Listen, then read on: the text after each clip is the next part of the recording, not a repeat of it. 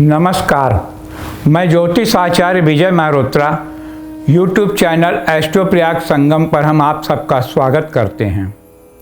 आज हम आपको कपूर से होने वाले लाभ के बारे में कुछ जानकारी देना चाहते हैं।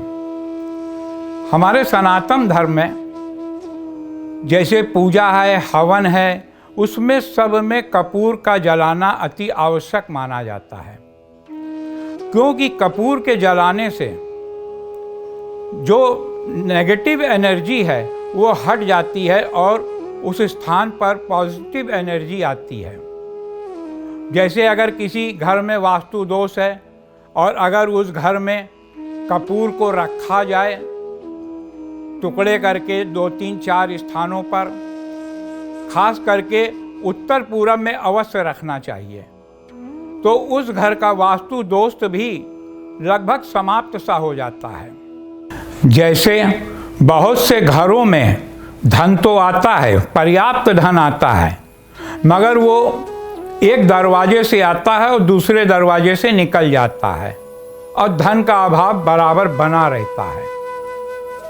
अगर घर में नित्य सुबह और शाम कपूर जलाया जाएगा और उसकी गोली बना करके घर के चारों किनारे पर रखा जाएगा बृहस्पतिवार को, और जब वो पिघल जाए तो फिर दूसरी गोली उसी स्थान पर दूसरी बना करके रख दी जाएगी, तो घर में महालक्ष्मी की कृपा होगी। देवी देवताओं के समक्ष कपूर जलाने से बहुत अधिक लाभ होता है।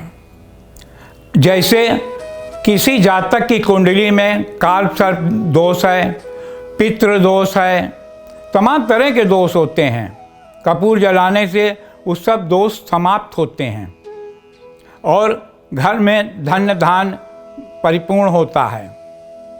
और अगर बच्चे भी अगर घर के कुछ व्यवहार में संतुलित नहीं हैं तो कपूर जलाने से उनका भी व्यवहार संतुलित हो जाता है। अगर किसी के विवाह में दिक्कत आ रही है और वो 36 लौंग और 6 टुकड़ा कपूर का हल्दी और चावल मिला करके माँ दुर्गा के आगे हवन करके आहुति देते हैं तो माँ दुर्गा प्रसन्न होती हैं और शीघ्र ही विवाह हो जाता है।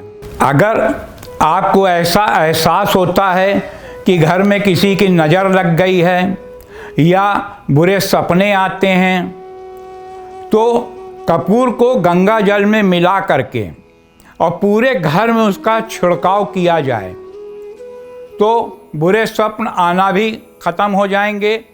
और जो बुरी आदतें घर परिवार में अगर किसी की हो गई हैं, घर में कलेश होता है, अक्सर देखा होगा कि घर में आया हुआ मेहमान जब जाता है तो घर में कलेश होता है। मेहमान के आने पर भी हो सकता है या मेहमान के जाने के बाद हो जाता है। तो अगर गंगा जल का छिड़काव कपूर को मिला करके किया जाता है तो बुरी नज़र और बुरी संगत से बचा जा सकता है। अगर आपके पास धन की कमी है और लाख कोशिश के बाद भी सफलता नहीं मिल रही है, तो आप कपूर के तेल को पानी में डाल करके, कुछ बूंदे पानी में डाल करके सुबह और शाम स्नान करें तो धन की कमी समाप्त हो जाएगी और धीरे धीरे करके आपके घर में महालक्ष्मी की कृपा होने लगेगी। इन्हीं बातों के साथ अब हम अपनी वाणी को विराम देते हैं। आने वाला समय आप सबके लिए मंगलमय हो।